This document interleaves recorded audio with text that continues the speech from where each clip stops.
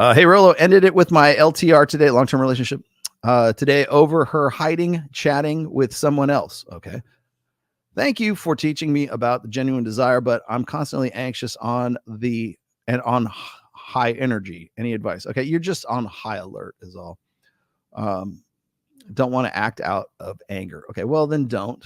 And here's the good news is like, you know that that's where you're at. So you wouldn't be telling me that if you didn't. My only other suggestion is this is like, don't get too paranoid. I think one of the things is like when you catch somebody like sort of like, I'm saying a lie, but like somebody like who's being duplicitous with you, go look, there's your vocabulary for the word for the day, duplicitous, saying one thing and doing another. Right.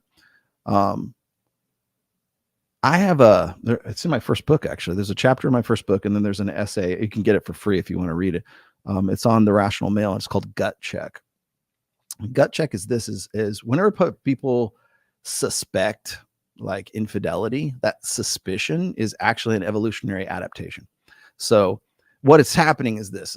I know this is going to get really stupidly scientific here, but when you're suspicious, when you're jealous, not envious, when you're jealous, or you don't know why you would be jealous, or you're suspicious that maybe your girlfriend's cheating on you. And this is usually, I'll get this from guys. They'll say like, Rolo, I think my girlfriend's cheating on me. Should I check her phone? Should I snoop? Should I go see if she's got a diary I can read or some shit like that? Right?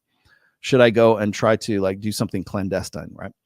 And my usual response to that is why would you waste time? Right.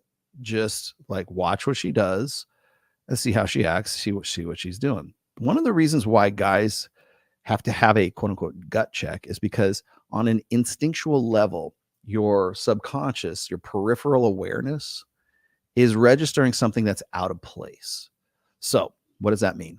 Human beings really can only focus on so many things, a finite number of things. Like we're pretty good at multitasking, but we can't multitask everything. We have to push things off to the periphery. So I'm going to look at the camera right now.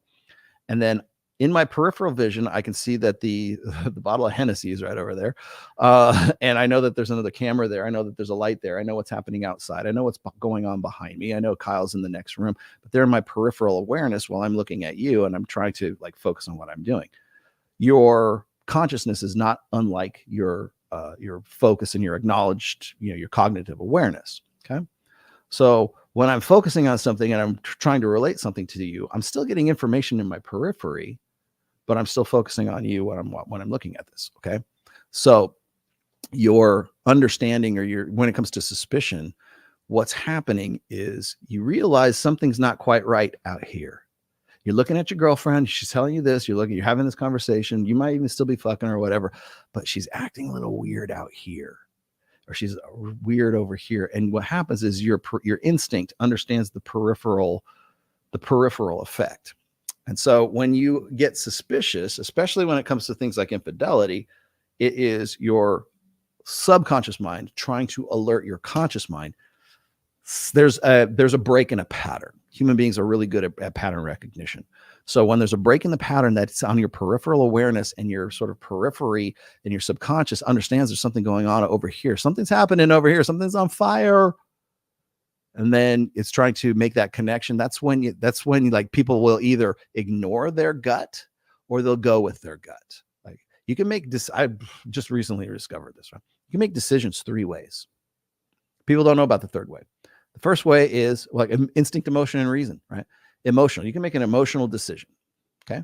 You can make a rational decision and you can make an instinctual decision. And those are probably some of the most difficult ones to make, going with your gut and allowing your instincts to decide where it is and what you want to do. Most people don't trust their instincts. They think that they're getting bad information or that it's going to feel bad if I make this decision. I will tell you right now, the last time I made an instinctual decision was when I was going to put Ned down after he got his leg broken by the Rottweiler. And I was this close. It was 50-50. And I'm like, I don't know what to do.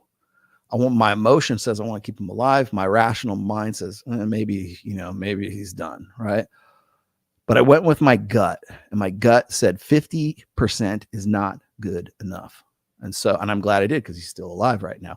But that decision wasn't an emotional decision, and it wasn't a rational, reasonable decision for sure. $20,000 later. It was an instinctual decision. And so when you are asking yourself, should I snoop through her phone?